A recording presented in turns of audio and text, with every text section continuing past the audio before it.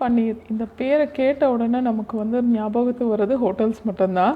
ஆனால் அந்த சில்லி பன்னீரை நம்ம வீட்டிலே எப்படி அதே மாதிரி ரெஸ்டாரண்ட் ஸ்டைல் டேஸ்ட்டோட அதே ஃப்ளேவரோடு நம்ம வந்து ரெடி பண்ணலாம் அப்படிங்கிறது தான் இந்த வீடியோவில் நான் காமிச்சிருக்கேன். ஃபஸ்ட்டு அதுக்கு நான் இங்கே வந்து ஒரு 5 பேக்கெட் பன்னீர் எடுத்து வச்சுருக்கேன். இது லாக்டவுனுக்கு முன்னால் நான் வந்து ரெடி பண்ண ரெசிபி. ஸோ ஒரு கெட் டுகெதருக்காக பிளான் பண்ணி கொஞ்சம் நிறையாவே இன்றைக்கி பண்ணுறேன். இதை வந்து பன்னீர் க்யூப்ஸை வந்து நம்ம வந்து கட் பண்ணிக்கலாம். ஃபஸ்ட்டு லாங்காக கட் பண்ணிவிட்டு அதுக்கப்புறமா தேவையான சைஸ்க்கு நம்ம க்யூபாக கட் பண்ணி எடுத்துக்கலாம். இந்த அளவு கொஞ்சம் சாஃப்டாக ஹேண்டில் பண்ணணும் பன்னீரை. இந்த மாதிரி நம்ம க்யூப் கட் பண்ணி இங்கே நான் எடுத்து வச்சுருக்கேன். இந்த சைஸ் இருந்தால் கரெக்டாக இருக்கும் நமக்கு இந்த சில்லி பன்னீருக்கு. இது கூட ஒரு 2 டீஸ்பூன் அளவு சில்லி பவுடர், அதுக்கப்புறம் தேவையான அளவு சால்ட். இந்த பன்னீருக்கு தேவையான அளவு லைட்டாக சால்ட் ஆட் பண்ணிக்கலாம். எல்லா இடத்துலையும் படுற மாதிரி நம்ம அப்படியே தூவி ஆட் பண்ணிவிட்டு ஜஸ்ட்டு நம்ம வந்து அதை மிக்ஸ் பண்ணி விட்டுறலாம். கொஞ்சம் ஜென்டிலாகவே மிக்ஸ் பண்ணணும் இதை, ஏன்னா வந்து பன்னீர் வந்து உடஞ்சி போயிடும்.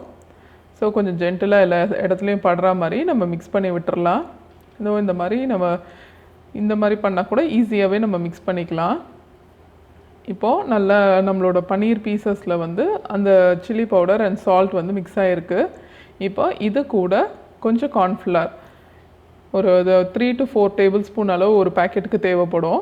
அந்த அளவுக்கு கார்ன்ஃப்ளவர் இன்றைக்கி நான் கொஞ்சம் நிறைய எடுத்து வச்சுருக்கிறதுனால மாவு கொஞ்சம் ஜாஸ்தியாக தேவைப்படும். அதை போட்டு நம்ம வந்து இதை ஜஸ்ட் அந்த மாவோட கோட்டிங் கொடுத்துக்கலாம் அந்த பன்னீருக்கு மேலே. நம்ம கார்ன்ஃப்ளவர் ஆட் பண்ணுறதுனால என்ன பெனிஃபிட்னால் வந்து நம்ம ஃப்ரை பண்ணும் போது அது வந்து ஒட்டாமல் வரும். இப்போது நம்ம வந்து அதை மிக்ஸ் பண்ணி வச்சிட்டோம். இப்போது ஆயில் ஹீட் பண்ணிக்கலாம். ஒரு கடாயில் ஆயில் ஹீட் பண்ணிவிட்டு நான் வந்து நம்ம மிக்ஸ் பண்ணி வச்சுருக்க பன்னீரை வந்து இப்போ நான் ஃப்ரை பண்ணி எடுத்துக்க போகிறேன். நம்ம கார்ன்ஃப்ளவர் மிக்ஸ்சர் வந்து ரொம்ப திக்காக போட்டுறக்கூடாது, ஒரு கோட்டிங் மாதிரி மேலே ஆகிடக்கூடாது. லைட்டாக போட்டால் போதும். அதுக்குன்னு மாவே இல்லாமல் போட்டிங்கன்னா பன்னீர் வந்து ஒட்ட ஆரம்பிச்சிடும் நம்ம ஆயிலில். ஸோ அளவாக போட்டாலே போதும் கார்ன்ஃப்ளவர். நான் இன்றைக்கி பன்னீருக்கு அளவுக்கு வந்து நான் இப்போது நம்மளோட பன்னீர் பீசஸ் எல்லாம் நம்ம வந்து ஃப்ரை பண்ணி கோல்டன் ப்ரௌன் கலர் ஆன பிறகு நம்ம எடுத்துக்கலாம். ரொம்ப டீப் கலர் ஆகணும்னு அவசியம் இல்லைங்க. ஓரளவு லைட் கலர் வந்தோடனே நம்ம வந்து ரிமூவ் பண்ணிக்கலாம், ஏன்னா திருப்பி நம்ம இதை ஃப்ரை பண்ண போகிறோம். ஸோ நம்மளோட பன்னீர் வந்து இங்கே ரெடியாக இருக்குது. நம்ம எல்லா பீசஸையும் அதே மாதிரி ஃப்ரை பண்ணி இங்கே எடுத்து வச்சுருக்கேன்னா, இது கூட sauce variety chilli garlic sauce எடுத்து வச்சுருக்கேன், செஷ்வான் சாஸ் எடுத்து வச்சுருக்கேன், அதுக்கப்புறம் சோயா சாஸ், அதுக்கப்புறமா டொமேட்டோ கெச்சப். இங்கே வந்து இதுக்கு இன்றைக்கி நிறையா பண்ணுறேங்கிறதுனால கொஞ்சம் சாஸ் நிறையா எடுத்து வச்சுருக்கேன். இப்போது இந்த வெஜிடபிள்ஸ் கார்லிக் வெட்டி வச்சுருக்கேன், இஞ்சி வெட்டி வச்சுருக்கேன், இது கூட பச்சை மிளகா தேவைக்கு காரத்துக்கு ஏற்ற மாதிரி பச்சை மிளகா, அதுக்கப்புறம் ஆனியன்ஸ் வந்து க்யூபாக கட் பண்ணி வச்சுருக்கேன், கேப்சிகம் வந்து பொடியாகவும் கட் பண்ணியிருக்கேன், க்யூபாகவும் கட் பண்ணியிருக்கேன். இது ரெண்டுமே இங்கே எடுத்து வச்சுருக்கேன். இந்த அளவு நம்ம எல்லாத்தையும் கட் பண்ணி ரெடி பண்ணிக்கிட்டோன்னா டக்குன்னு ஒரு 5 மினிட்ஸில் இதை ரெடி பண்ணிடலாம். இது வந்து ஸ்ப்ரிங் ஆனியன் க்ரீன்ஸ் எடுத்து வச்சுருக்கேன், அப்புறம் அந்த ஆனியன்ஸ் இது ஆப்ஷனல் தான், கிடைக்கலன்னா அதை ஸ்கிப் பண்ணிக்கலாம். கண்டிப்பாக பேலன்ஸ் நம்மக்கிட்ட இருக்கிறத வச்சு பண்ணிக்கலாம்.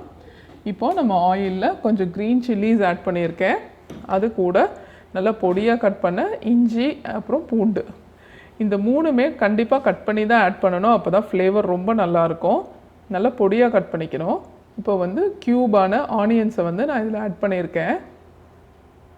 நம்ம க்யூபாக கட் பண்ணும் போது நம்ம வாயில் கடிப்படும் போது ரொம்ப டேஸ்டியாக இருக்கும். இது கூட நான் ஸ்ப்ரிங் ஆனியன்ஸில் இருக்கிற அந்த ஆனியன்ஸையும் நான் ஆட் பண்ணியிருக்கேன். ஆட் பண்ணி கொஞ்சம் நல்லா ஃப்ரை பண்ணி விட்டுடலாம்.